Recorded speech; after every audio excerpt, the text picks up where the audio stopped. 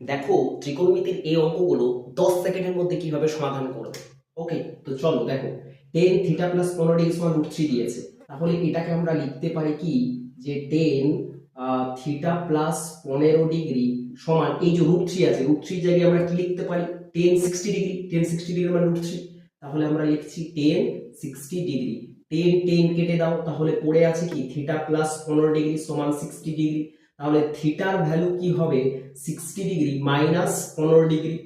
তাহলে theta equals to হচ্ছে কত 45 ডিগ্রি। বের করতে বলেছে sine theta plus cos theta, অতএব sine theta plus cos theta সমান আমরা লিখতে পারি সাইন থিটার জায়গায় কত 45 ডিগ্রি প্লাস কস থিটার জায়গায় 45 ডিগ্রি, তাহলে sine 45 degree plus cos 45 degree, sine 45 ডিগ্রির ভ্যালু হচ্ছে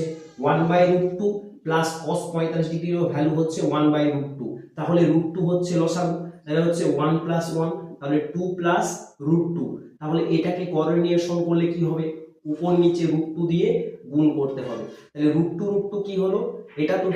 2√2 আর √2 গুণ করে 2 কেটে গেল সমান হচ্ছে √2। ওকে, এই ধরনের অঙ্ক পাওয়ার জন্য আমার চ্যানেলটিকে অবশ্যই সাবস্ক্রাইব করুন।